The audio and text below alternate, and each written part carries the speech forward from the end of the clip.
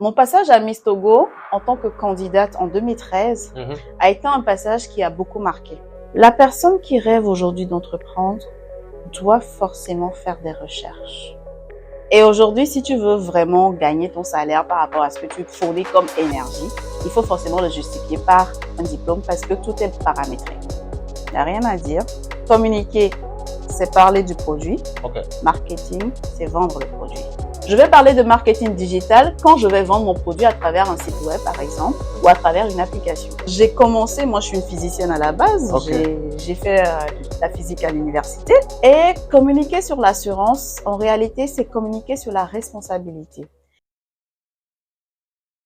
Décrypte le podcast avec Alexandrine Hant. Oui. Bienvenue. Bienvenue. Bonjour.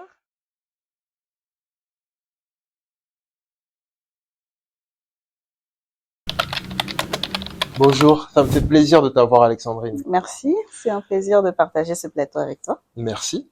Et pour ceux qui te connaissent pas, je te laisse te présenter. Alexandrine Hant, tout le monde me connaît sous le nom de Miss Yawa sur les réseaux. Je suis chargée de communication marketing à NT Assurance, présentatrice événementielle et télé bientôt, je pense.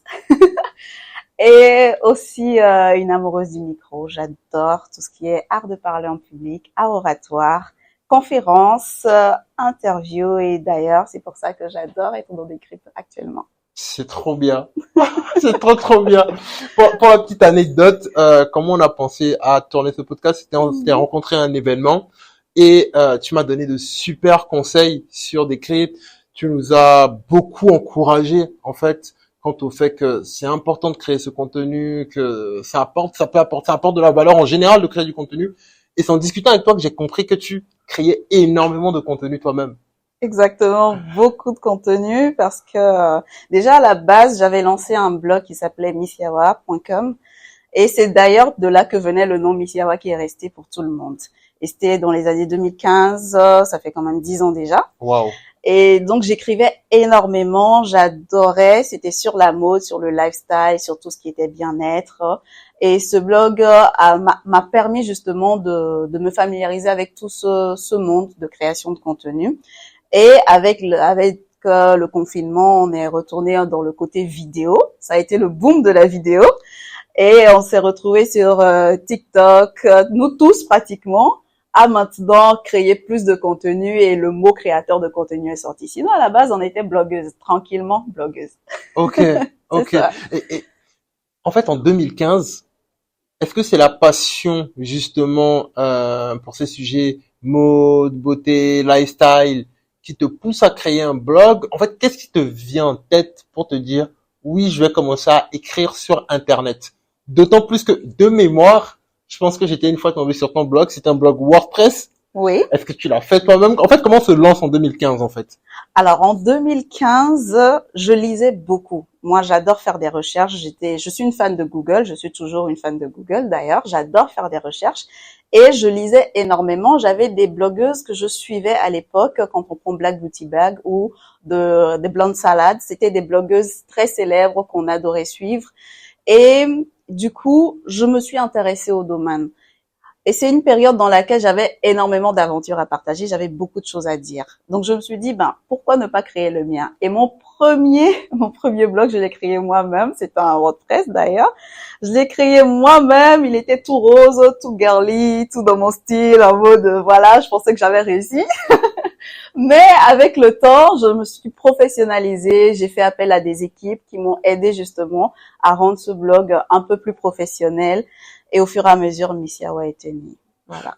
Rendre ce blog un peu plus professionnel, sur quel aspect typiquement Alors, vous savez, quand on se lance dans l'aventure de blogging, on se contente d'écrire. Oui. Mais on n'avait pas ce côté design thinking, on n'avait pas ce côté expérience utilisateur, on n'avait pas ce côté où on se dit qu'il faut forcément peut-être une couverture, il faut forcément avoir... Non, on écrivait seulement et puis on postait. On avait juste un modèle déjà tout fait et on se contentait, voilà. Donc, il n'y avait pas encore ce professionnalisme on griffe de savoir quand la personne vient sur ton blog, qu'est-ce qu'il voit, quel est son parcours, expérience, qu'est-ce qu'il a comme émotion autour.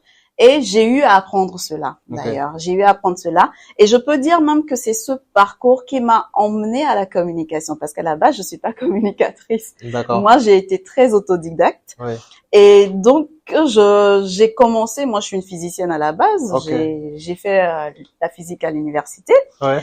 Et donc, à partir du blog, à partir de cet amour d'écrire, cet amour de la com, cet amour du partage, je suis arrivée à maintenant étudier la communication, le marketing. Et donc, Ok. c'est là où je me suis retrouvée dans ce domaine. À la base, je suis même entrée par la communication digitale Ok. avant de venir vers la grande com en griffe.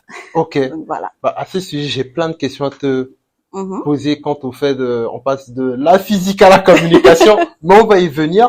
Oui. Je veux rester un peu sur 2015. Mhm. Tu crées un blog. C'est comment, en fait? Est-ce que c'est, comme on le décrit dans certaines émissions en ligne, en gros, t'as ta communauté sur le blog, les gens qui commentent, comment ça se passe, en fait? C'est quoi les interactions? Parce que, mine de rien, c'est une époque où, il y a déjà aussi les réseaux sociaux. Oui, il y avait Facebook qui était très populaire à l'époque, Ok. mais pas encore les autres. Il y avait beaucoup plus Facebook. On était énormément sur Facebook. Tout le monde n'utilisait que ça. Et donc, quand tu écris, tu partages, il y a les gens qui t'écrivent, qui te lisent d'ailleurs, qui disent, ah, c'est super, on a lu tel article, on a testé ceci, ça a été très bien. Et d'ailleurs, j'ai eu certains contrats, mode sur la Côte d'Ivoire, justement, parce qu'ils ont vu mon blog, ils ont vu qu'il y avait, ils ont vu mon potentiel, ce que j'écrivais. Et donc, je peux dire qu'il y avait cette petite communauté-là. Elle n'était pas très, très grande, hein, mais on avait quand même une communauté de gens qui aimaient ce qu'on faisait. D'accord. Et à partir de là, on sait qu'on est en train d'atteindre une certaine cible. Mais aujourd'hui, l'écosystème n'était pas pareil. Quand je parlais tout à l'heure de Black Beauty Bag, par exemple, qui, elle, dans cette communauté, dans son écosystème européen, a très vite évolué dans le blogging, ben chez nous, c'était resté un peu en statu quo, quoi. T'avais juste des gens qui sont restés en mode on lit et puis voilà, il y avait pas un certain marketing derrière, il y avait pas une certaine vente derrière, vente de l'image surtout. D'accord. Et donc, nous, on s'est contenté de le faire par passion, de partager ce qu'on aimait. Et on arrive au niveau où, après, il faut gagner de l'argent, quoi. Oui. Donc, on écrivait maintenant quand ça nous prenait, on écrivait quand on en avait envie. Or, sur les réseaux, il faut rester constant. Ok. Et quand tu n'es pas constant sur les réseaux, forcément, les gens commencent par t'oublier, les gens savent plus trop. Donc, il y a que ceux qui t'ont connu dès le départ qui savent comment tu y arrivais. Parce que, je te donne juste un exemple assez simple. À l'époque, j'étais encore étudiante. Moi, je pouvais écrire 6 à 7 articles par jour. Oui. Mais aujourd'hui, j'arrive même pas à écrire un article par mois. Donc, voilà. C'est clair. C'est qu'il y a les options sont vraiment différentes. Ouais. On a d'autres priorités aujourd'hui. On n'a plus de temps d'écrire, même si je rêve d'y revenir, mais voilà, on verra bien. D'accord, je comprends. Et justement sur le volet monétisation, un peu de ces blogs-là. Allez, à l'époque et même peut-être encore maintenant, c'est quoi les freins qu'il y avait en fait? Est-ce que c'est parce oui, c'est quoi les freins? Alors les freins qu'il y avait, déjà les gens comprenaient pas pourquoi un blog. Qu'est-ce que ça leur apportait. C'était pas encore inclus dans je vais dire dans les plans d'action marketing, les plans d'action commerciaux que les entreprises avaient. Donc pour eux, faire appel à une blogueuse pour écrire un article sur peut-être un produit qu'ils veulent lancer, c'est pas encore, on préfère encore faire la bonne vieille conférence de presse et inviter les journalistes et puis voilà quoi. Donc on n'a fait pas ce côté vente là, ça n'existait pas du tout. C'était purement instructif. Purement instructif où tu avais une communauté. Moi, j'avais beaucoup de jeunes femmes qui me suivaient et le côté justement lifestyle, le côté bien-être où elles avaient besoin de beaucoup de conseils de beauté et c'est beaucoup plus ça qui a fait ma particularité. D'accord. Ok, je comprends. Donc, ouais. Je comprends. Et aujourd'hui, tu penses que la donne a changé? Je pense que oui, parce que aujourd'hui, beaucoup de notre génération se retrouvent dans des postes. Donc forcément, beaucoup comprennent qu'il y a du potentiel sur les réseaux, qu'il y a du potentiel dans le blogging, il y a du potentiel à avoir en griffe un site web. Parce que quoi qu'on dise, un blog, c'est un site web. C'est un type de site web.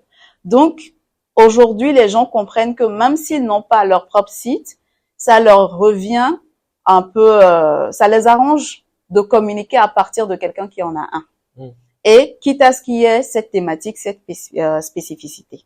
Donc voilà. Et aujourd'hui, malheureusement, on n'a plus trop de blogueuses. Il y en existe presque plus qui écrivent. On a beaucoup plus de créateurs de contenu qui sont là et qui font du contenu vidéo, parce que la vidéo, quoi qu'on dise, ça reste l'avenir. D'ailleurs, Décrypte le fait. Et donc, on se retrouve aujourd'hui avec un style de contenu qui est carrément différent. Oui. Carrément. Là-dessus, une question qui me vient à l'esprit, c'est entre la personne du coup qui, en 2015, 2016, 2017, 2018, 2017, même aujourd'hui, tu vois, moi aujourd'hui peut-être, a un blog et celle qui va créer du contenu texte sur les réseaux sociaux. Finalement, quelle différence il y a? La question que je me pose, le sous-jacent, c'est à partir du moment où tu rédiges un article sur un blog, est-ce que même à l'époque, tu as le réflexe de copier-coller cet article en tant que post Facebook, ou est-ce que tu vas plutôt avoir le réflexe de mettre le lien URL de cet article sur Facebook? C'est quoi l'approche en fait qu'on a? Tu vas mettre le lien. Tout simplement parce que un bon article, par exemple, tu es dans les 600 mots. D'accord. Ok, minimum. Et donc, 600 mots minimum, la publication Facebook, il fait pas 600 mots. Quoi. Ok.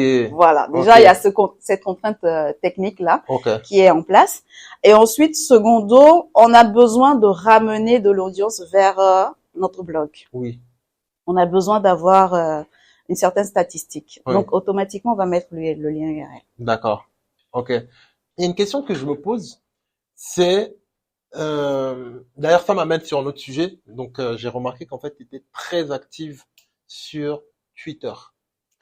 Oui. Devenu X, en tout temps. Devenu X, oui. Pour l'anecdote, comment tu as vécu le changement de nom, déjà? Bah, j'aime pas. Pour moi, c'est Twitter, ça restera toujours Twitter. Là. Ah oui? Et pour vous, les tweetos, ça a changé? Genre avec le rachat par Elon Musk? Oui, ça a changé, mais je ne dirais pas que c'est le rachat qui a changé.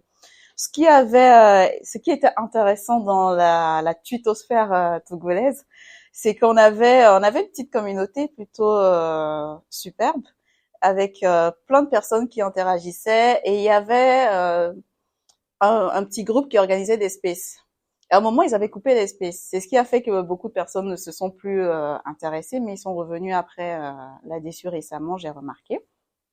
Donc, on a quand même une communauté assez virulente, si je peux dire, mais ils sont extraordinaires. Non, ils sont extraordinaires. Ils savent soutenir quand il le faut et ils savent te tacler quand il le faut. Il y a des personnes qu'on doit suivre à tout prix dans la tutosphère togolaise ou... Alors, ça dépend le sujet qui t'intéresse. Ouais. mais oui. Alors, moi, par exemple, je suis énormément Alftal. Okay, Aftal, oui. Parce que il nous fait découvrir le Togo, il nous emmène vraiment dans des régions qu'on connaît pas, et il a, même s'il a la langue parfois un peu pendue, mais ça va, on aime bien, c'est notre Aftal, quoi, voilà. Autre personne, c'est peut-être, pour moi, Twitter reste pour également les décisions stratégiques. Donc, si vous avez envie de suivre des personnalités politiques, c'est la plateforme idéale. Okay. Parce que là, ils sont ouverts, ils sont capables de répondre rapidement à un tweet, ils sont capables d'interagir, ils sont capables de vous donner des conseils, même en DM s'il le faut, et ils regardent énormément. Donc, pour moi, Twitter reste quand même une plateforme très stratégique dans laquelle les décisions peuvent être prises. Voilà. D'accord, ok. Donc, ouais. Donc, tu es une grande tweeteuse. En tout cas, moi, j'ai fait des allers-retours sur Twitter. Okay. Et à chaque fois que j'y vais, tu es toujours dans mes tweets. Donc, je considère que tu es une grande tweeteuse. Et Aftal aussi en question, oui. Est toujours dans mes tweets. Et sur ce réseau social en question aujourd'hui, comment ça a servi finalement pour ton blog? Est-ce que c'est parce que est-ce que déjà tu l'utilisais comme outil comme relais de communication pour ton blog ou pas du tout? Alors si, moi très vite, très très vite. Dès que j'ai switché vers une équipe un peu plus pro, je me suis mis sur toutes les plateformes. D'accord. Et en fonction de ma thématique, je partageais ce qui intéressait ma communauté sur la plateforme précise. C'est-à-dire, par exemple, j'avais sur mon blog une rubrique qui s'appelait Black Icon. Ok. Et donc, Black Icon me permettait, c'était une rubrique qui était beaucoup plus de recherche, c'était des femmes noires qui avaient changé le monde de la mode Ok. et dont on ne parle pas et qu'on ne connaît presque pas. Ok. Et donc, ce travail de recherche-là, je le publiais beaucoup plus d'ailleurs sur Twitter et sur Facebook. Ok. Mais je vais pas le publier, par exemple, sur Instagram parce que ça les intéresse pas. Instagram, je vais publier uniquement mes looks du jour, je vais publier uniquement mes astuces, voilà. Ça les intéresse pas. Donc, la communauté est carrément différente. En fonction de mon topic, je vais publier sur la plateforme intéressée. C'est super important, intéressant ce que tu dis parce que ça veut dire qu'en fait, tu as un calendrier éditorial Tout par à réseau fait. social. Tout à fait. Par réseau social et par rubrique. Tout ce que j'avais. Mon blog, je l'avais conçu de telle sorte. À l'époque, j'avais le lundi, par exemple, je publiais tout ce qui était les Monday Love. Ça, je le faisais depuis des années. C'est pour ça que je trouve quand même intéressant que les gens viennent maintenant poster les Monday citations, tout ça, parce que c'est quelque chose que moi je faisais depuis, parce que j'adore les lundis. Et tous ceux qui me connaissent savent que j'adore les lundis. Je sais pas pourquoi je suis bizarre. Mais voilà. Et donc, le lundi, j'avais le Monday Love, le mardi, j'avais la mode, le mercredi, j'avais Black Icon, le jeudi, j'avais lifestyle, le vendredi, j'avais bien-être, le samedi, je postais un truc mode encore parce que je voulais poster beaucoup plus sur la mode. Et le samedi, c'était en mode relax. Le dimanche, pardon, je postais rien. Donc, j'avais quand même 6 articles. Donc, du coup, chaque semaine, j'avais 6 articles sur chaque rubrique qui sortait. Presque comme un média. Waouh. Et Voilà. tu faisais ça toute seule ou bien t'avais Toute seule. Waouh. Toute seule, j'écrivais. C'est ce que je disais tout à l'heure. J'étais capable d'écrire. En réalité, ça me donnait pas tant que ça parce que j'étais capable d'écrire 6 articles en une journée. Sans ChatGPT en plus à l'époque. Ah oui, ben on n'avait pas ça nous. On n'avait pas ça. C'était beaucoup de recherche. C'était voilà, et je me concentrais beaucoup plus sur l'aspect technique justement du blog, où il y avait ce côté où il faut voir maintenant le référencement, où il faut voir les bons mots à choisir. Donc voilà, tout ce côté technique à mettre derrière. Ok.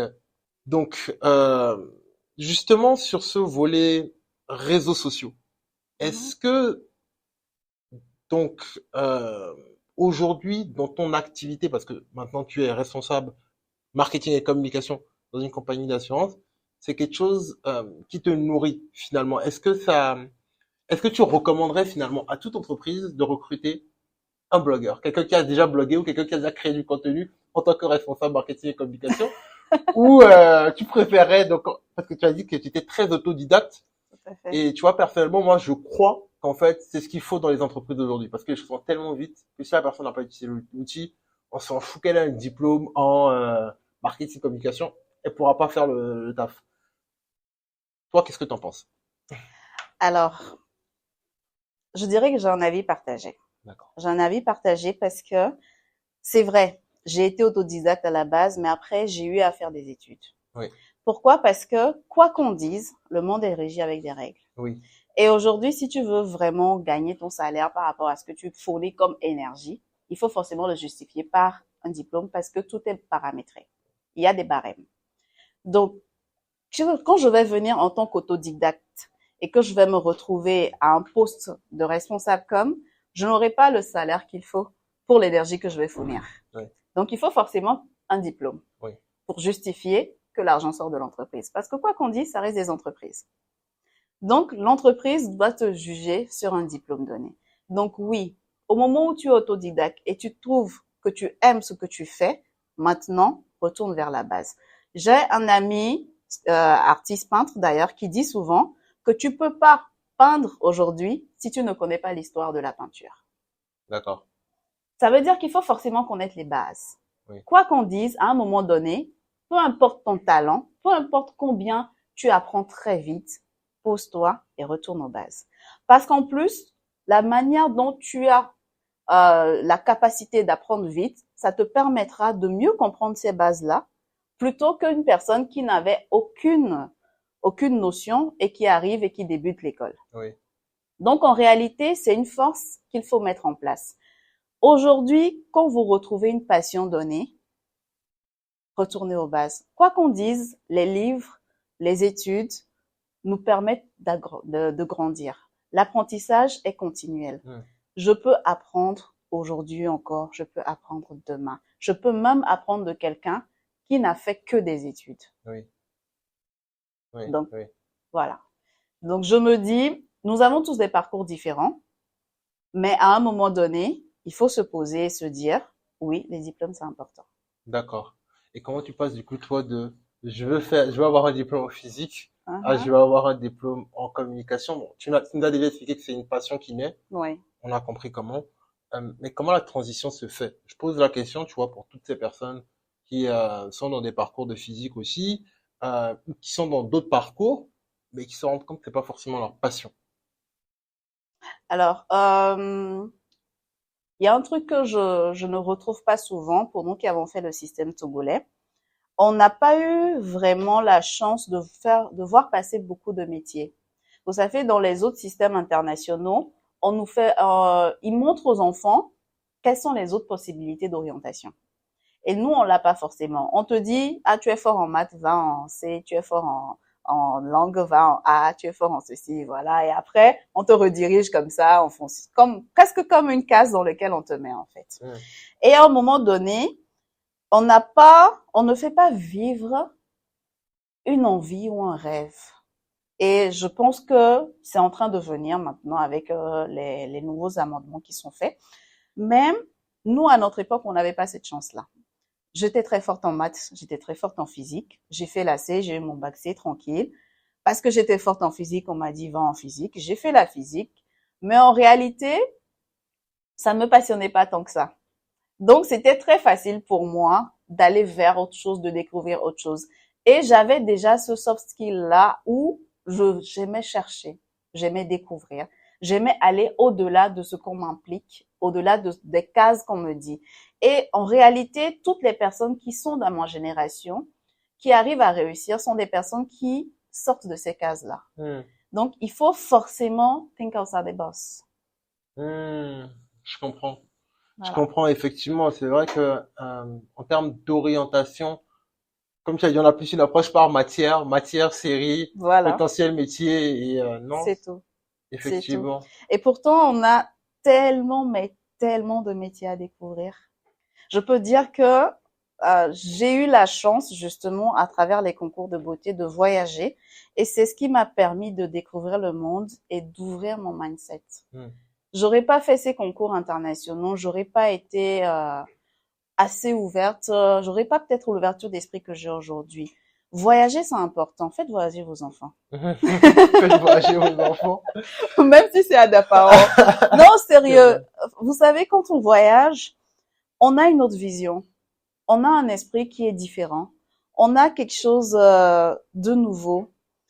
Et lorsque vous sortez de votre environnement et que vous rentrez dans un autre environnement, le mindset, il est différent. Il est totalement différent. Totalement. Donc, ouais. Là, une bonne parenthèse pour glisser qu'on a été contacté il y a 2 semaines par un jeune développeur togolais qui veut lancer un podcast dont le sujet sera justement l'orientation post-bac. Parce que justement, c'est par rapport à ce que tu viens de dire, les gens ne connaissent pas les métiers. Donc, j'en profite pour te lancer une invitation qui viendra bientôt pour te dire qu'on aura besoin de toi dans ce podcast pour partager la bonne parole aux jeunes. Vas-y, dis-moi, viens t'asseoir chez toi. Mais ok, effectivement, c'est génial. Et comment du coup, tu vois, sociétalement, par rapport aux parents, par rapport aux proches, tu vois, on fait comprendre que oui, je fais la physique, mais c'est pas ce que je voulais faire, je vais changer. Comment c'est perçu? Alors moi, j'ai eu la chance, je remercie Dieu pour ça, j'ai eu la chance d'avoir une famille qui nous laissait faire ce qu'on aimait. On n'a pas eu une famille qui était très contraignante, qui nous disait faut forcément faire le métier de papa ou forcément le métier de maman. Non.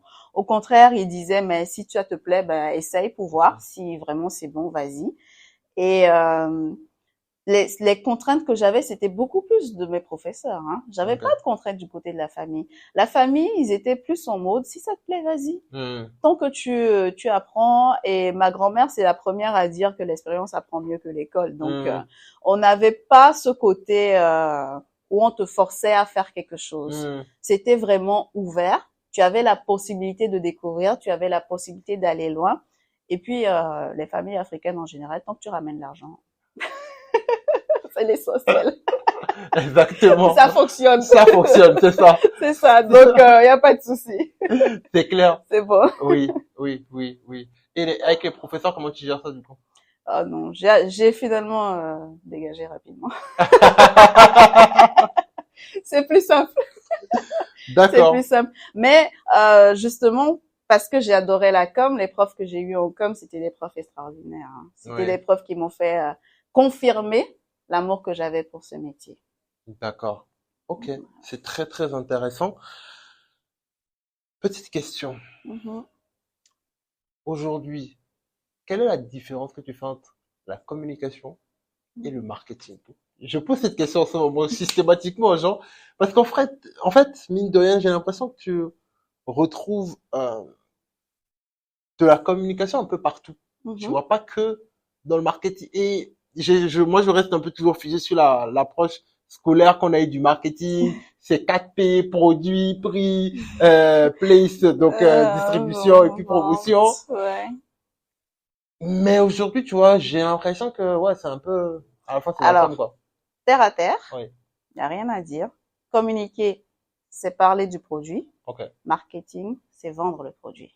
Point. Ok. Aussi simple que ça. Ok. Donc, en gros, moi, mes objectifs vont me demander quelle est la visibilité que j'ai eue sur mon produit, comment est-ce que j'ai augmenté la notoriété de la marque, comment est-ce que j'ai eu à, voilà, c'est vraiment objectif, visibilité, notoriété. Donc, D'accord. je serai jugée sur les KPIs, je serai jugée sur l'indice de connaissance de la marque, je serai jugée sur la satisfaction. D'accord. Comment est-ce que les gens perçoivent la marque aujourd'hui? Oui. OK? Mais du côté marketing, on va me juger sur, tu as fait telle campagne marketing, combien de trucs as-tu vendu? Hmm. Combien de personnes tu as touché? Quel a été le retour? Comment est-ce que tu as réussi à atteindre ta cible? Aussi simple que ça. Donc, voilà les deux volets totalement différents de la communication et du marketing. Maintenant, la manière dont le produit va vers le public, c'est là où tu as les spécificités du marketing. D'accord. Tout pareil comme dans la com. Je vais parler de marketing digital quand je vais vendre mon produit à travers un site web, par exemple, Oui. ou à travers une application. Oui. Je vais parler d'un marketing classique quand je vais présenter maintenant mon produit dans une campagne mass market, par exemple, où je vais mettre des commerciaux sur un marché où ils doivent atteindre 500 000 personnes. Je suis dans du marketing direct. Oui.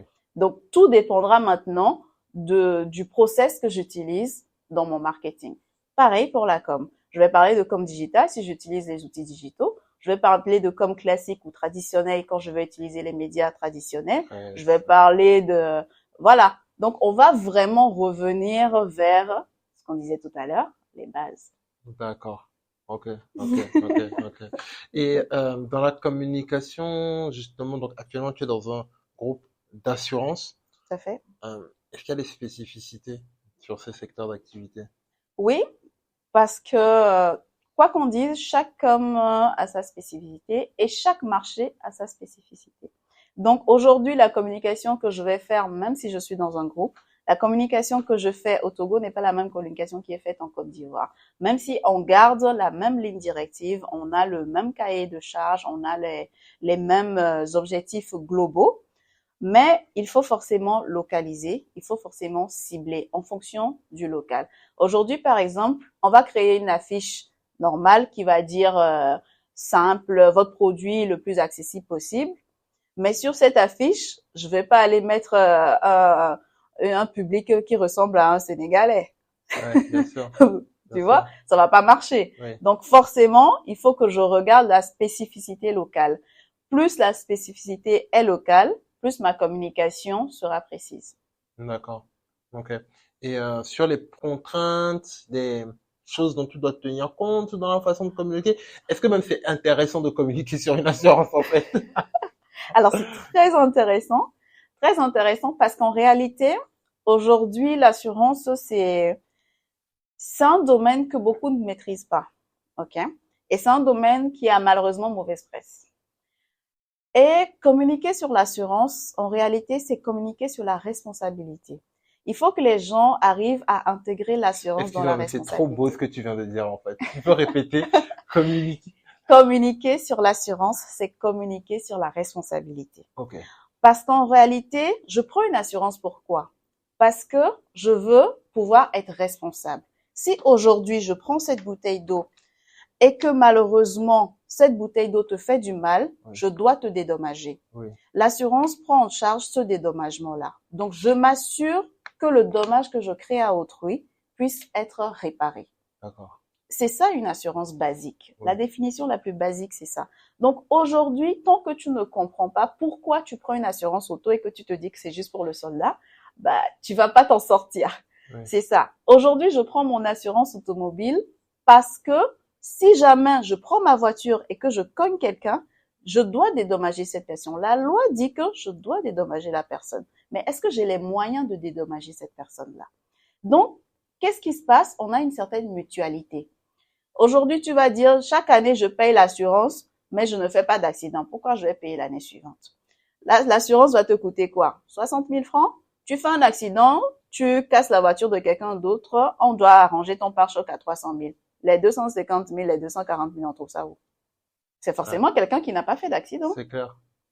C'est une mutualité. Bien sûr. Donc, il faut qu'on arrive justement à sensibiliser. Et ça, c'est le gros challenge qu'ont les assureurs aujourd'hui, qu'ont en tout cas nous, chargés de com aujourd'hui à l'assurance, c'est de sensibiliser au maximum. Aujourd'hui, quand on prend le taux de pénétration de l'assurance en Afrique, on est pratiquement à 1%, Ouais. même pas. Alors qu'en Europe, on est dans les 40%, 47%. Ouais. Voilà. Je mets un peu les pieds dans le plat. Mm. Je ne pense pas cela, mais c'est souvent la croyance répandue dans nos écosystèmes, c'est les assureurs, c'est des voleurs. Bah oui, quoi. C'est- Écoutez, c'est ce que les gens disent parce que on ne comprend pas. Oui, On ne comprend pas pourquoi on assure, bien pourquoi sûr. on s'assure. Oui, On s'assure juste parce que le soldat va vérifier mon assurance. oui. Mais est-ce qu'on comprend réellement pourquoi on s'assure? Ok. Aujourd'hui, tu es en train de tourner ce podcast avec une caméra, mais est-ce que tu as assuré ta caméra? Si elle tombe aujourd'hui, elle se casse ton investissement, elle est caduque. Mais tu as une assurance RC, tu as une assurance RC informatique qui te permet justement de protéger ton matériel.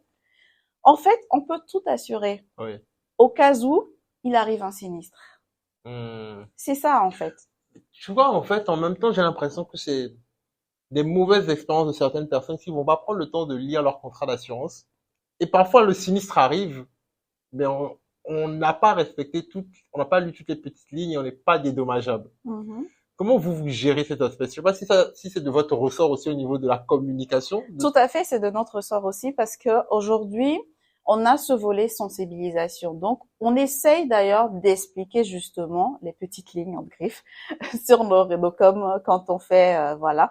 Tu vas remarquer sur les pages de beaucoup d'assureurs aujourd'hui, on essaye de revenir, on fait des quiz, on fait des dicos pour montrer, pour expliquer certains mots parce que oui, c'est assez technique parce que c'est du droit. Et donc, on a quand même ce côté où on essaie de rendre ça le plus accessible possible. Et beaucoup, je pense que le message est en train de passer, beaucoup d'assureurs aujourd'hui sont en train de faire cet effort-là pour rendre l'assurance le plus accessible possible et le plus compréhensible possible. Et oui, les assureurs, on paye. La preuve, il suffit de savoir, d'avoir un accident ou de demander à quelqu'un qui a un accident et vous allez voir que la personne va vous dire, ah si. Et très souvent, les personnes qui disent que les assureurs sont des voleurs, c'est parce qu'ils n'ont jamais testé le volet SAV. C'est ça, C'est ça. effectivement. Donc, sur le volet communication, je comprends bien les contours et les enjeux autour de ce métier, de ce secteur. Sur le volet marketing, est-ce qu'il y a des spécificités aussi à considérer, tu vois, dans la façon de vendre? Comment ça se passe? Alors aujourd'hui, pour vendre une assurance, on a que l'assurance automobile qui est obligatoire. Oui. Donc, les autres assurances, il faut expliquer au client. Donc, il faut forcément aller vers le client pour lui dire, tiens, tu peux faire une assurance pour ta maison, tu peux faire une assurance études, tu peux faire une assurance, voilà. Aujourd'hui, on va dire, je dis un truc assez banal, on dira que le riche arrive à envoyer son enfant en Europe. Mais est-ce qu'il avait forcément les moyens? Je pense pas. C'est juste que, quand tu creuses bien, la plupart ont fait une assurance études à leur enfant depuis qu'il était petit. Et en réalité, les études supérieures sont payées par l'assurance. Toi, tu vas te dire que le gars, il est riche parce qu'il a envoyé son enfant en Europe, mais c'est l'assurance qui a payé. C'est juste qu'il a été assez smart et qu'il a commencé à cotiser pour son enfant depuis qu'il était enfant. Il était responsable.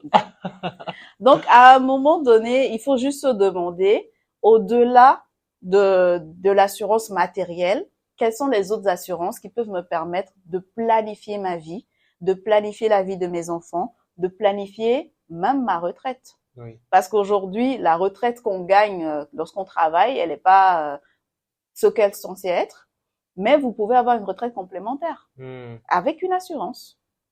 Donc voilà, il y a quand même assez de produits qui sont créés pour faciliter, pour aider les couches les plus vulnérables. Et je pense qu'il faut aller à l'information.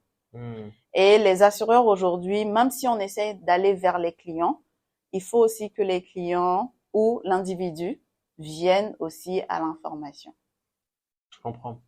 Tu vois, toujours quand j'observe les secteurs d'activité, banque, assurance, dans nos pays, j'ai l'impression que par rapport à d'autres secteurs qui ont connu des booms de fou, je pense par exemple aux télécoms, je pense par exemple aux microfinances, il y a un truc qui manque, c'est celui de justement cette ultra proximité en fait, avec par exemple des points dans chaque quartier où on peut se rapprocher. Finalement, tu vois, parfois je me pose la question de pourquoi ce n'est pas fait? Est-ce que c'est des choix? Est-ce que c'est des contraintes de coût? Pourquoi? Alors, les produits d'assurance sont des produits un peu techniques. D'accord. Ça veut dire qu'aujourd'hui, un opérateur téléphonique peut vendre une carte de 500 francs. Oui. Rapidement. C'est du mass market. Ça peut partir très vite. Aujourd'hui, pour avoir une prime d'assurance, ça veut dire la cotation que tu veux, de savoir combien ton assurance te coûte. Il y a beaucoup de paramètres. Donc, il faut forcément une certaine logistique derrière. Donc, quand on mettra toute cette logistique derrière là, c'est pas la petite bosse de vente de crédit qui fera l'affaire en fait. Oui. Il faut forcément quelque chose.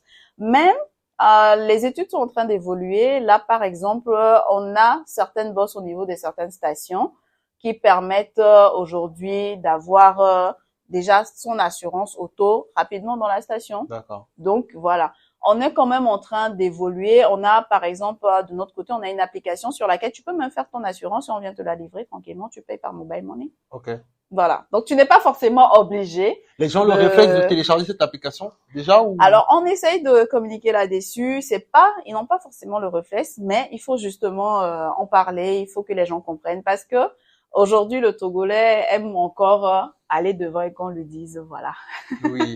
Et qu'il ait ce côté proximité là. Donc, ouais. Comment tu expliques justement cette friction qu'il peut avoir parfois entre la volonté des entreprises d'innover avec le digital et l'adoption sur le marché des solutions qu'elles proposent? Est-ce que c'est les clients finaux qui ne font pas suffisamment d'efforts ou est-ce que au contraire c'est les entreprises qui n'ont pas suffisamment réussi à adapter leurs produits pour faciliter l'adoption? Alors, je dirais qu'il y a un problème de temporalité sur l'étude de marché. Oui. Parce qu'aujourd'hui, quand on veut lancer un produit digital, on veut aller très vite, on se dit, OK, on prend une appli et puis voilà, basta. Il y a des études qui avaient montré, il y a un produit qui a très bien fonctionné au Sénégal sur une assurance où ils avaient juste besoin, c'était en USSD, tranquille. C'est vraiment, tu tapes le code, tu tapes tu suis, et puis après, tu as ton truc. Et ça a fonctionné. Beaucoup de personnes se sont inscrites à l'assurance comme ça. Donc, c'est pour dire qu'en réalité, il faut qu'il y ait plus d'études de marché pour comprendre quelle est la cible. Comment est-ce que ma cible locale le fait? Aujourd'hui, on est très content parce qu'on veut créer une appli, mais est-ce que le Togolais lambda a le temps d'utiliser une application? Je pense pas. On dit qu'on aime le digital, on veut aller sur le côté digital. C'est très bien tout ça. Mais est-ce que le Togolais lambda connaît quelque chose? Moi, aujourd'hui encore, c'est moi qui télécharge le WhatsApp pour ma mère quand ça fonctionne pas. Ou bien, même dès qu'elle voit qu'il y a une fenêtre qui vient sur son téléphone, elle m'appelle en urgence pour dire il y a quelque chose qui a bloqué son téléphone. Mais c'est juste appuyer sur fermer, quoi. Donc, c'est pour dire que, est-ce que vraiment nos mamans, elles sont pas si tech que ça? C'est nous qui sommes tech. Oui. Nos mamans, elles le sont pas. Oui. Mais nous, on n'est pas nombreux. Oui. La cible, c'est eux qui ont l'argent, donc. Bien sûr, c'est vrai. Donc, à un moment donné, il faut revoir peut-être comment faciliter justement cet accès digital-là à nos mamans, en tout cas à la génération au-dessus de nous, pour qu'ils puissent acheter. Parce que c'est eux qui ont le pouvoir d'achat. Nous, on n'a pas encore le pouvoir d'achat. Effectivement, c'est exactement ça. On est nombreux, mais on n'a pas le pouvoir d'achat. En tout cas. Non, c'est très intéressant.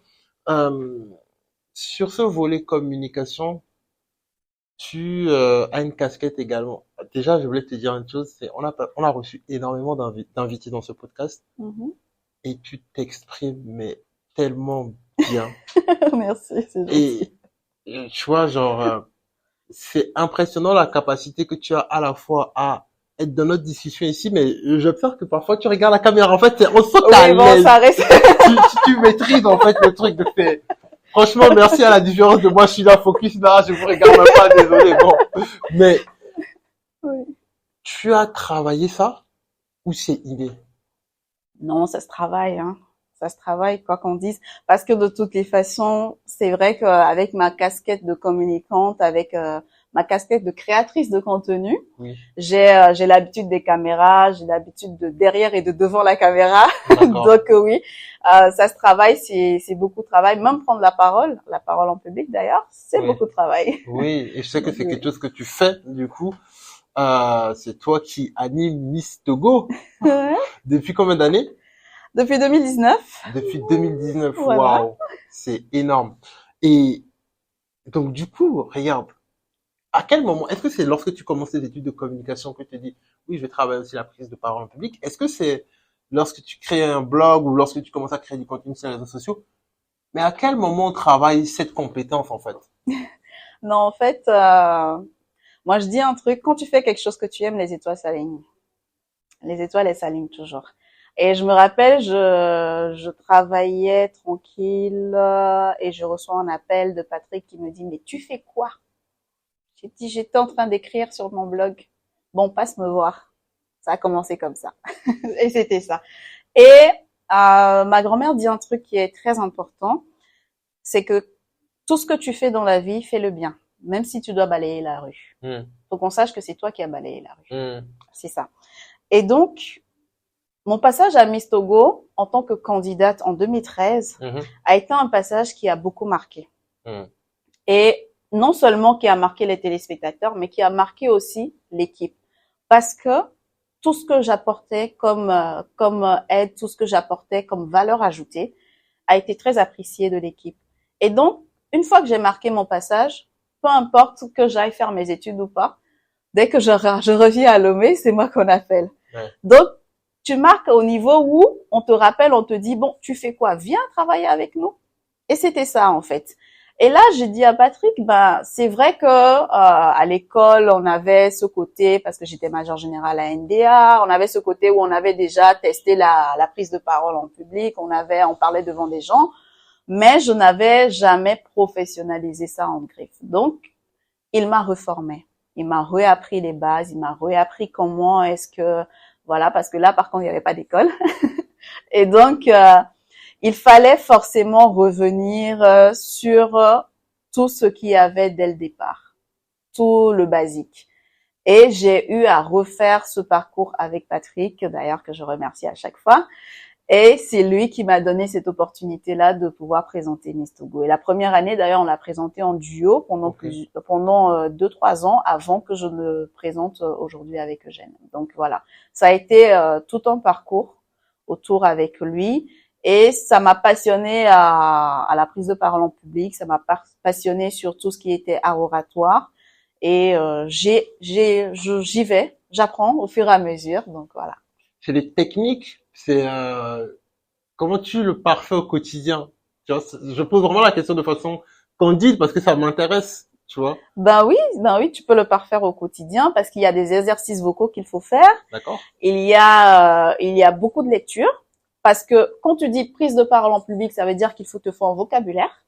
Ça veut dire qu'il faut lire. Il faut lire énormément. Il faut trouver les bons mots. Il faut savoir en fonction de ton public comment tu adaptes ton message. Donc ça veut dire voilà, il y a la préparation, il y a la délivrance de la parole et après il y a le débrief derrière. Donc ouais.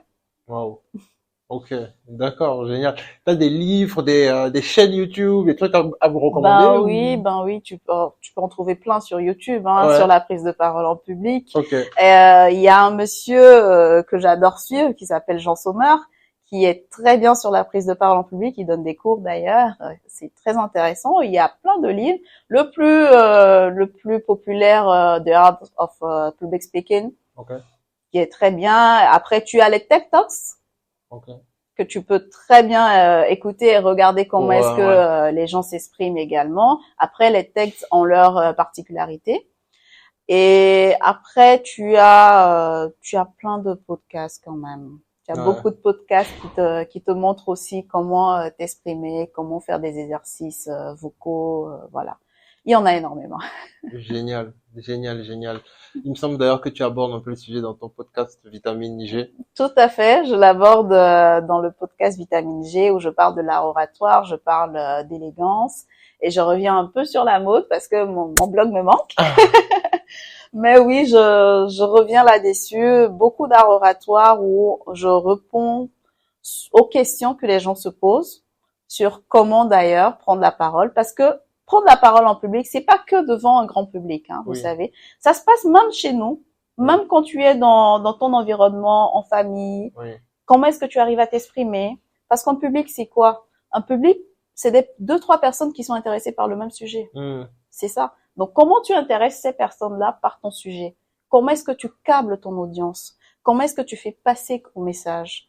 Quand tu arrives dans le monde professionnel, il va falloir que tu fasses des présentations. Il va falloir que tu parles, même si c'est en comité restreint, mais tu vas parler à une équipe, tu vas parler à quelqu'un. Comment est-ce que tu fais passer ton message? C'est de la prise de parole en public. Donc, que hmm. ce soit dans le milieu personnel ou dans le milieu professionnel ou dans des événements un peu plus élevés, la prise de parole en public, elle est importante. Hmm, d'accord, je comprends. Et je vais suivre ces pages-là. Bah oui, abonne-toi. Je vais m'abonner fortement parce que c'est super intéressant et je suis vraiment impressionné parce qu'on a eu plein de... Bon, c'est pas que les autres invités vous parlez mal, hein, c'est pas ça. Je dis juste que Alexandrine parle mieux. Voilà. En tout cas, on voit qu'il y a des petits, tu vois, voilà. Euh, Miss Togo, Oui. euh, la question que je me pose, c'est quoi le marketing autour de ces concours de beauté? La grande question que tout le monde aimerait savoir. Il y a des gens qui commandent toujours, hein, mais ce truc, on peut pas l'arrêter, même. Ce truc, c'est quoi? Ah, est-ce qu'on a besoin de faire Miss Togo? Est-ce qu'on a besoin d'investir autant? Mais Miss Togo, il y a un avant, il y a un pendant et il y a un après. D'accord. Alors, le avant, je vais le décrire comme ça. Le avant, c'est tout le parcours que vivent ces femmes-là. Ok. La plupart n'ont jamais pris la parole en public. Ok. C'est leur première expérience.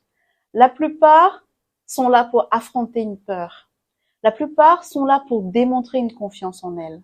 La plupart sont là pour prouver. On avait par exemple sur l'édition précédente une jeune fille qui était sage-femme et qui disait « Je voulais juste venir prouver que même nous les sages-femmes, nous savons prendre soin de nous. » Elle n'était pas là pour la couronne, mais elle avait juste besoin de prouver ça. Et elle a prouvé.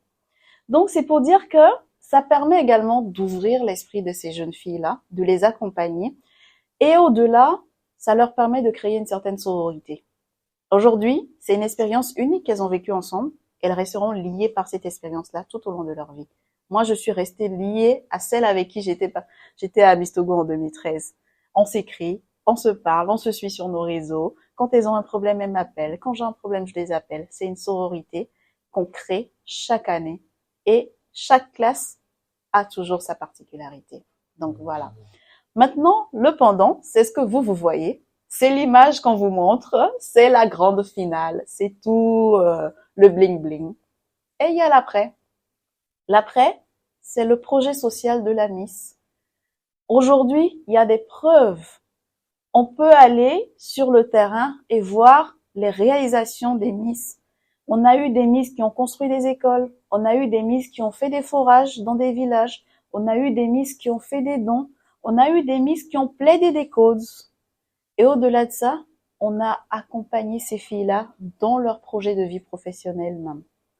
On a aujourd'hui des filles qui sont passées par ce canal-là, qui sont devenues aujourd'hui des cadres.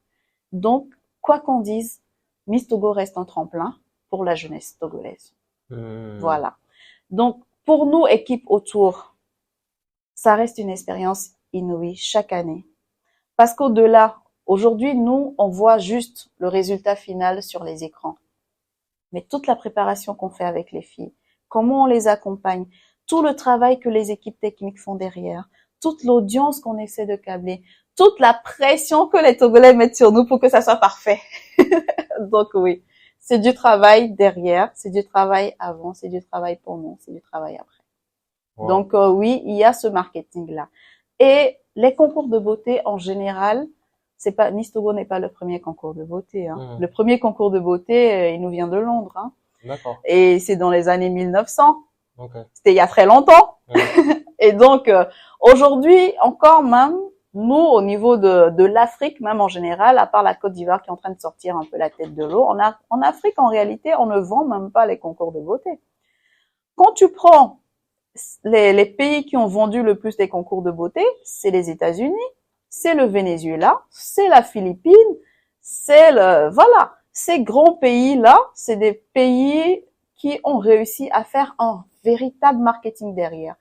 Parce qu'un concours de beauté, c'est quand même une vente d'image. Et il y a beaucoup de marques qui se câblent là-dessus. On a aujourd'hui, dans le monde des concours de beauté, le concours Miss Afrique du Sud ne se considère même pas comme un pays africain. D'accord. Parce que Miss South Africa, ils sont à un autre niveau donné, c'est un another level. C'est aujourd'hui qu'ils sont en train de revendiquer un peu leur côté africain. Et d'ailleurs, ils mettent en avant les marques africaines. La couronne de Miss South Africa a été créée par une créatrice de bijoux sud-africaine. Tout est créé local et on a ce côté-là. Donc, il faut également que les marques, en réalité, les marques togolaises doivent savoir comment se vendre à travers ce concours-là. Et c'est vraiment un tremplin parce que ça reste un concours à grande audience. Ok. Effectivement, on regarde tous et on a tous regardé. Bah oui. Même si on n'aime pas, on le regarde. Même si on n'aime pas, on regarde. Clairement, c'est clair. Et il y a une question que je me posais, c'est pourquoi les concours de beauté, on va avoir parfois des canevas standards en termes de taille, en termes de, j'ai l'impression qu'il y a des cases à cocher pour les personnes qui y participent. Pourquoi je pose cette question, c'est finalement les Miss Togo, la Miss Togo, c'est pas forcément la femme, les femmes qu'on va voir dans la rue, c'est un format de femme qui est vraiment spécial, tu vois. Pourquoi ces choix? Comment est-ce que c'est un héritage? Est-ce que voilà. Alors Et je pose la question parce qu'on a une collègue par exemple chez Pandore qui rêve d'être Miss mais qui n'a pas la taille. D'accord. OK. Alors je vais réexpliquer le monde du concours de beauté. Les concours de beauté ont commencé dans les années 1900 déjà à partir de Londres et ensuite on a eu Miss Univers, Miss Monde. Aujourd'hui, ça évolue. Les concours de beauté ont été créés pour l'image, pour garantir une certaine cohésion sociale, etc. Quoi qu'on dise, mais il y avait d'abord ce côté marketing derrière. Et à l'époque, les standards de beauté sont définis. La femme, elle devait avoir une certaine taille, elle devait avoir une certaine morphologie, quoi qu'on dise. Et tout s'est pratiquement câblé là-dessus. Tout s'est câblé là-dessus. Et ces personnes ont réussi à en faire une industrie. OK. Aujourd'hui, on parle des Big Six. Donc, on a Miss Univers, Miss Monde, Miss International, Miss Earth, Miss Supranational, Miss World, voilà. Et donc, quand on se retrouve, Miss Grand International, voilà, Big Sis. Et donc, quand on se retrouve dans cet univers de concours, aujourd'hui, on est malheureusement les derniers de la classe.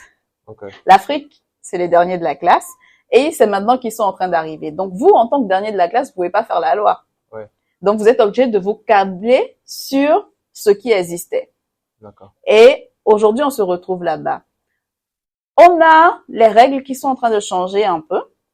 On a par exemple à Miss Venezuela où ils ont annoncé qu'il y avait plus de limite d'âge, où même les mamans pouvaient être Miss France aussi récemment. voilà, Miss France l'a lancé récemment aussi.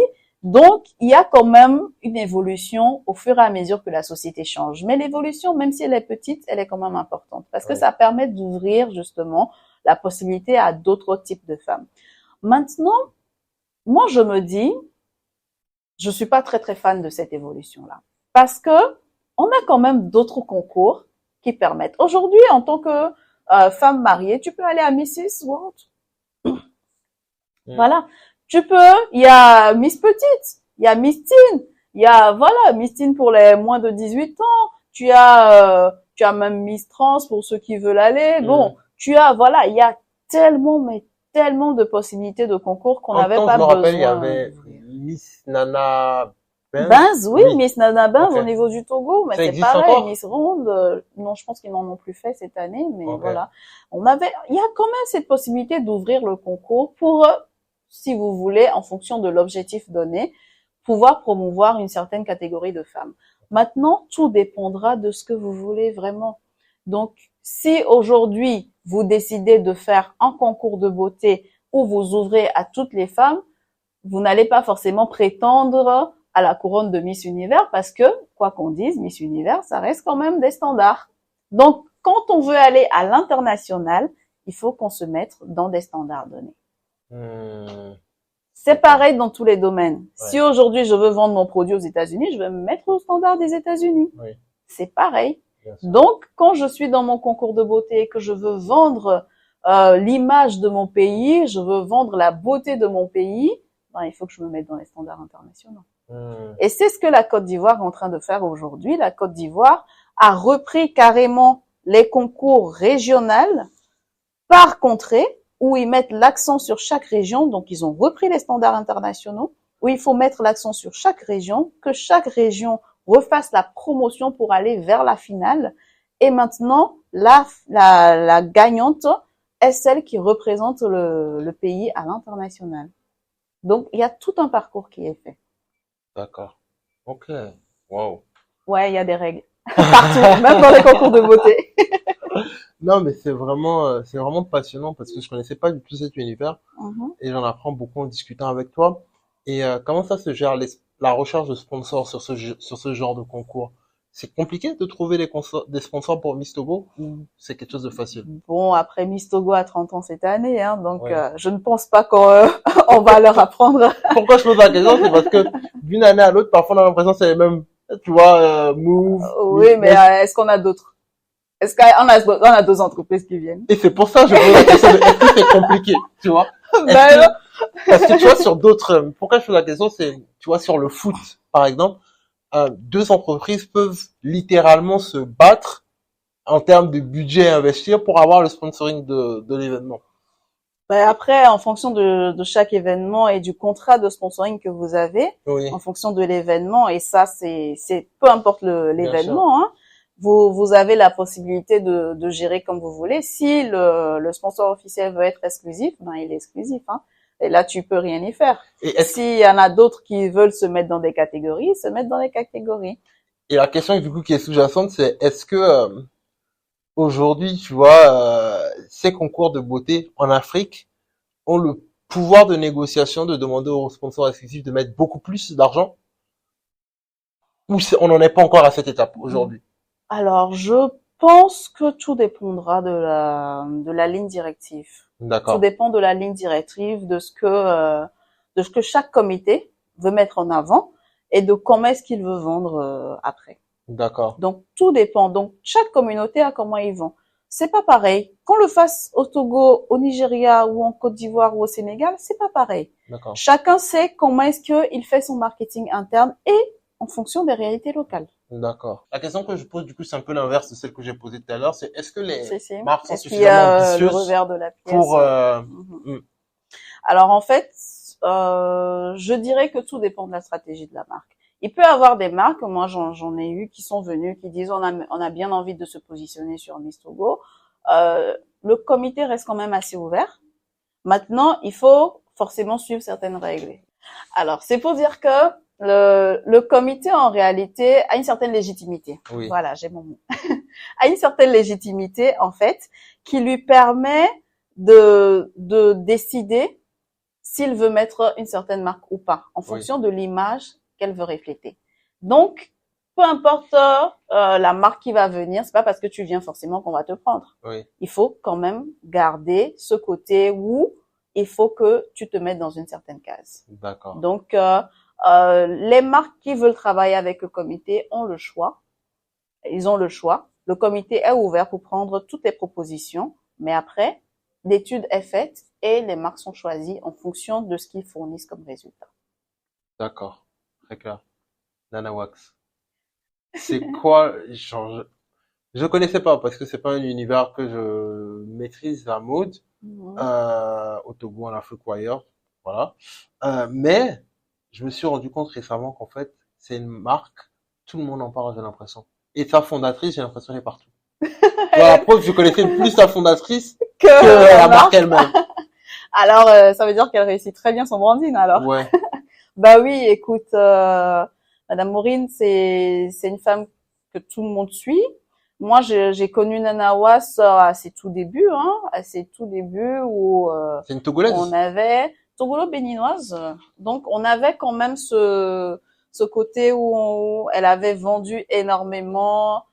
Et je pense, à l'époque, elle était beaucoup plus populaire par rapport à l'accueil qu'elle réservait aux gens. Okay. Plutôt que par le côté. Mais quoi qu'on dise, parce je pense que c'est une dame particulière. Okay. Et quoi qu'on dise, c'est une dame qui quand même avait, elle savait où elle allait. Ouais. Et aujourd'hui, quand on regarde le parcours, moi je pense que c'est un parcours de réussite dont les gens doivent parler. Okay. Parce que Madame Maureen a quand même quelque chose d'intéressant. Elle a une certaine résilience. Et quand on regarde ce parcours de Nana Was où elle a commencé à toute petite échelle, où elle se battait et qu'elle arrive aujourd'hui à la marque qu'on connaît, c'est tout un parcours. C'est tout un parcours. Elle en a parlé d'ailleurs dans les podcasts d'Anka, où elle a fait une vidéo où elle expliquait son parcours. Je vous invite d'ailleurs à regarder cette vidéo-là. Vous allez en apprendre énormément. Et c'était également l'une des premières marques africaines à se vendre sur les plateformes digitales comme Africa, devenue Anka d'ailleurs. Donc, ouais,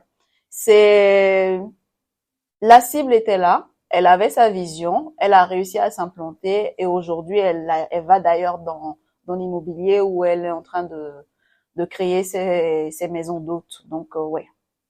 Est-ce que des plateformes comme Anka, déjà, est-ce qu'il en faut plus? Est-ce que Anka répond à tous les problèmes? Question 1. Question 2, j'ai l'impression, peut-être à tort, il y a une question à me biaiser, c'est pourquoi beaucoup de créateurs de mots, beaucoup d'artisans n'ont pas encore sauté le pas. Quand tu vois des success stories comme celle de Maureen. Alors moi, je dirais que il y a un manque de persévérance. C'est fort. Je vais dire ça comme ça. C'est fort, oui, mais je pèse mes mots. Je pèse mes mots parce que je vois beaucoup de marques aujourd'hui qui se battent, mais qui ne persévèrent pas dans leur recherche. La persévérance, elle n'est pas juste dans je suis en train de faire ce que je fais pendant des années, etc. Il y a de très bonnes marques africaines, très bonnes marques togolaises qui essaient de sortir la tête de l'eau. Mais aujourd'hui, ces marques-là, on les retrouve pas forcément sur des plateformes digitales comme ça. Ça veut dire qu'elles ne vendent pas forcément à l'international. Elles ont peut-être eux-mêmes leur site web. Quand on prend Nadiaka, que moi je connais très bien, c'est une marque, c'est une success story aussi. Elle n'en parle pas beaucoup, elle ne fait pas beaucoup de branding comme Maureen, mais Nadiaka est une success story à la togolaise. Nadiaka a démarré de rien. elle a fait ses boutiques et aujourd'hui Nadiaka est un nom que tout le monde connaît. Donc, quand on prend toutes les marques togolaises qu'on a aujourd'hui et qui sont en train d'essayer de sortir la tête de l'eau, je me dis qu'il y a ce petit manque de persévérance où il faut aller au-delà de cette cible togolaise qu'on a. Est-ce qu'on pense aujourd'hui à se vendre à l'international ou est-ce qu'on se contente juste de cibler le Togo? Est-ce qu'on pense aujourd'hui, et d'ailleurs, est-ce qu'on a aussi le financement qu'il faut pour démarcher l'international? Parce que de deux choses l'une, je peux communiquer à l'international, mais si je ne vends pas assez, je me fais mauvaise pub à moi-même. Donc ça veut dire qu'il faut quand même avoir le financement pour démarrer. Il faut quand même avoir un certain savoir pour te dire que je veux démarrer ma ligne de vêtements, je dois avoir un financement donné, je dois avoir ceci, je dois avoir cela. Est-ce qu'on a tout ce parcours-là fait par nos artisans aujourd'hui? Je ne pense pas. On se contente aujourd'hui de créer et puis d'avancer à petite échelle. Donc, à petite échelle, ça peut bien fonctionner quand on vend seulement sur Lomé, mais quand on va se mettre sur des plateformes comme ça veut dire qu'il faut avoir quand même de la matière derrière. Comment on peut accompagner les entreprises? Alors, Est-ce que c'est les entreprises qui sont accompagnées ou est-ce que c'est les dirigeants d'entreprise qu'il faut accompagner? les deux. Les deux dans le sens où aujourd'hui, c'est vrai qu'il y a assez d'initiatives, que ce soit au niveau des incubateurs ou que ce soit au niveau de certaines mésofinances où tu peux quand même avoir du financement pour évoluer. Ou même passer par des concours, même si moi je suis pas très fan parce que très souvent ça te donne un highlight et après tu descends C'est clair. très vite. Donc on a quand même ces différentes possibilités-là. Mais on a aussi ce côté où la personne qui rêve aujourd'hui d'entreprendre doit forcément faire des recherches. Il faut apprendre. On n'entreprend pas, on peut pas se permettre d'entreprendre si on n'apprend pas assez. Parce que ça, c'est une jungle, hein. L'entrepreneuriat, il faut avoir du cœur. Moi, je me dis, je me plais bien dans mon salariat actuellement parce que franchement, entreprendre, c'est pas si facile que ça. Et quand tu veux entreprendre, il faut se donner une certaine rigueur. Il faut se donner un certain mindset. Il faut se donner, il faut se donner les armes qu'il faut, qu'on n'a pas forcément aujourd'hui dans le monde de la mode. Et il en manque beaucoup. Effectivement, il faut une rigueur, comme tu disais. Personnellement, moi, en tant qu'entrepreneur, en tant que personne qui côtoie beaucoup d'entrepreneurs, je partage ton constat quant au fait qu'en fait, euh, les gens sont pas assez persévérants. Effectivement. Et au-delà de la persévérance, ce que je remarque, c'est, je me mets dans le lot aussi, hein, c'est en fait, on sait pas travailler. Mm-hmm. Tu vois ce que je veux dire dans le sens où j'ai l'impression, on se, on se contente de faire ce qu'on pense être bien sans chercher à regarder factuellement qu'est-ce que ceux qui ont fait, qu'est-ce que ceux qui ont réussi d'une façon exponentielle ont fait et qu'on devrait faire, mais qu'on se dit ouais, j'ai pas forcément besoin de le faire, je peux faire autrement, mais en réalité non, il faut le faire en fait. Mm-hmm. Et la question qui vient donc du coup, c'est l'une des choses que j'observe, c'est typiquement on s'associe pas assez. Mm-hmm. Euh, Comment déjà c'est un premier élément que j'ai. Pourquoi tu penses qu'on ne s'associe pas assez? Parce que malheureusement, on a été éduqués à l'africaine, Okay. où il faut forcément que toi-même tu es pour toi. Exemple assez simple, tout le monde veut avoir sa maison. Ouais. Aujourd'hui, les logements sociaux ne fonctionnent pas parce que tout le monde veut avoir son terrain, sa maison. Vous pensez vraiment que même si on investit dans un immeuble de je ne sais combien d'étages qui peut prendre peut-être une centaine de familles, les gens iront? Ouais. Non. Ouais. Aussi simple que ça. C'est le basique, hein. Ouais. C'est juste que notre culture togolaise, africaine, ne nous permet pas, à la base déjà, de nous mettre ensemble. Et c'est ce qui est assez paradoxal, parce qu'à la base même de l'Afrique, on vivait ensemble. Mais la société nous a mais tellement matricés, où on est en train de s'éloigner de nos valeurs africaines qu'on avait dans le temps. Quand je parle des valeurs qu'on avait dans le temps, quand je lis l'histoire de l'Afrique, quand je lis l'histoire des grandes civilisations africaines, c'était des civilisations où il n'y avait pas de différence. Quand tu prends la civilisation Dogon du Mali, par exemple, tu vas voir que c'est une civilisation qui était matriarcale. On n'avait pas de problème de féminisme, etc. La femme, elle gérait ce qu'elle avait géré, et puis voilà. On avait cette société-là qui travaillait ensemble. On avait un groupe qui allait au champ, un groupe qui faisait l'élevage, un groupe qui faisait ceci, et on avait le troc. Aujourd'hui, on a l'argent. On fait comment? C'est vrai. En fait, c'est ça. Ouais. Et moi, franchement, je suis de ceux qui se disent que si on pouvait revenir au troc, ce serait bien. Parce que je trouve que ça donnait vraiment plus de convivialité, plus d'humanisme. On avait vraiment, et on évitait même du gaspillage parce que tu ne prenais que ce dont tu avais besoin. Ben voilà. Et on ne s'associe pas aujourd'hui parce que tout le monde veut gagner, tout le monde veut être chef, tout le monde veut dire qu'on dise que c'est lui qui a fait. Mais on n'est pas forcé de dire que c'est toi qui as fait. La preuve, ceux qui gagnent vraiment l'argent, tu sais, c'est pas nous là qui parlons, hein. C'est clair. C'est ceux qui sont derrière la caméra. C'est clair. Si tu vois les salaires des caméramans. C'est clair. C'est clair. On te voit, on te voit, on te voit. Non, c'est vrai. Donc, oui, il faut en fait penser autrement. Et ça revient même à ce qu'on disait dès le départ. Les métiers doivent être mieux expliqués. Les métiers on doit comprendre qu'il n'y a pas que les métiers qu'on regarde. Il y a des métiers derrière qui vont même vous permettre de gagner mieux que les métiers que vous voyez devant. Voilà.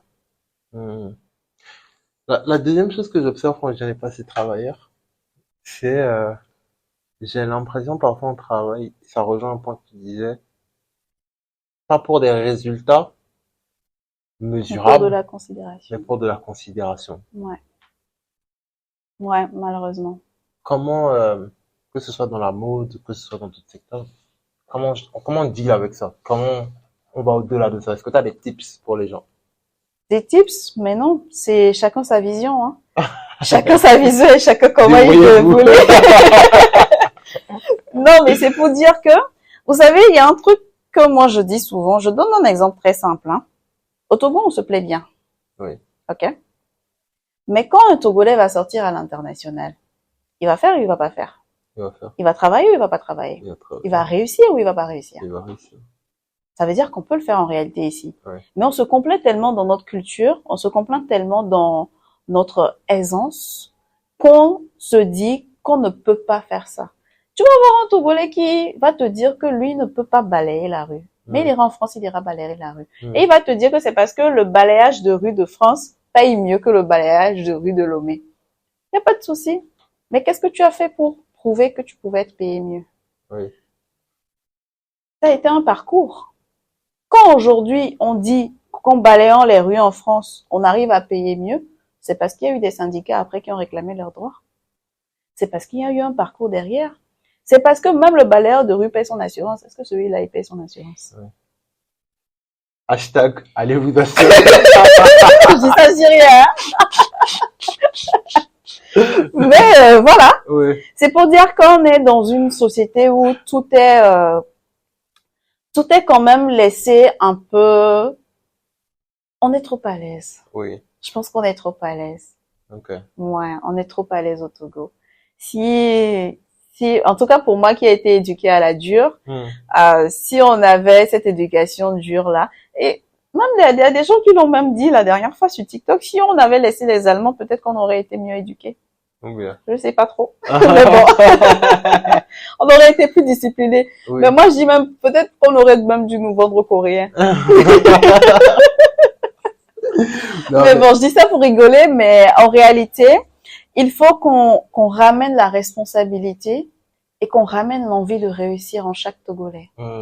Qu'on ait cette fibre citoyenne-là. Que chaque Togolais se dit que je veux faire quelque chose pour élever mon pays, pour m'élever, pour élever ma société. Et quand on arrive en fait à trouver ce truc-là, c'est là où on trouve, là où il y a les problèmes. Et quand tu réponds à la problématique, c'est là où tu es entrepreneur. Oui. Mais quand on ne répond pas à la problématique, Hmm. on n'est pas entrepreneur. Tu fais une tentative de business. Bah oui, c'est ça. Ouais. Donc, c'est quand tu te mets en réalité à l'étape où tu comprends ta cible, où tu regardes quelle est la véritable problématique, c'est là où tu commences à entreprendre. Hmm. Ok. Ouais. Il faut plus d'entrepreneurs, tu penses? Pourquoi pas? Ok. On verra bien. On verra bien. Peut-être que ce podcast va créer des envies d'entreprendre chez certains. Pourquoi pas? Après, il faut pas entreprendre pour entreprendre, Bien hein. sûr. Et il faut voir maintenant, je pense que l'entrepreneuriat, en tout cas l'écosystème entrepreneurial togolais, pour moi qui ai eu à travailler avec quelques-uns, on est très resté agroalimentaire, hein. C'est vrai que l'Afrique a faim, mais pas tant que ça. Je pense qu'on peut aller sur d'autres milieux, on peut mettre d'autres ressources, on peut mettre d'autres richesses en avant. Ouais. Et il suffit de voir ce qui se passe ailleurs. Oui. Ouais. Et l'autre chose aussi, et ça c'est peut-être un coup de gueule que je donne aux entrepreneurs qui pensent qu'ils ont trouvé la solution idéale, je leur dis souvent que ce que tu penses être extraordinaire, c'est ce que le petit Chinois a créé dans sa salle à la maternelle. Donc il faut revenir à la base. À bon entendeur, salut. Donc regardons au-delà, regardons un peu au-delà de ce que nous voulons, mettons en avant ce qu'on a comme richesse locale, oui, mais pensons autrement. Je pense qu'on gagnera mieux à penser autrement. Ok. J'ai envie de dire que ça sonne comme un mot de la fin. Bah oui. Moi, j'ai encore 15 000 questions à te poser, mais en même temps, je n'ai plus de questions à te poser parce que l'échange est tellement intéressant que si je continue l'échange, on va plus parler marketing, on va partir dans les sujets. On va partir dans tout, là. Est-ce que tu as un message que tu voudrais dire aux personnes qui nous écoutent avant qu'on se laisse? Alors, un message de fin, je vous souhaite, en tout cas, vu qu'on est toujours en janvier, qu'il faut garder la tradition, je vous souhaite beaucoup de résilience. Je vous souhaite beaucoup de persévérance, on en a énormément parlé. Je souhaite également beaucoup d'amour patriotique. Parce que je pense que quand on aime son pays, il y a des choses qu'on ne fera jamais. Et quand on aime son pays, il y a des choses qu'on pourra faire et on est capable de déclencher la lune pour ça. Voilà. C'est que tu es le 10e épisode, pile poil de Décrypte. C'est un chiffre pas de bonheur alors. C'est le décathlon. 10e épisode et on est en train de se dire que, écoute, on va marquer la fin de la saison sur ce 10e épisode par faire les choses après lancer une nouvelle saison. Ah, donc, c'est très bien. Tu nous honores de ta présence. Merci beaucoup. Soyez patriotiques, soyez responsables. C'était Alexandrine Hans. Merci beaucoup. Et on se dit à très bientôt alors. À très bientôt. Et puis abonnez-vous à Vitamine G. Son podcast, on mettra le lien en commentaire. À très vite.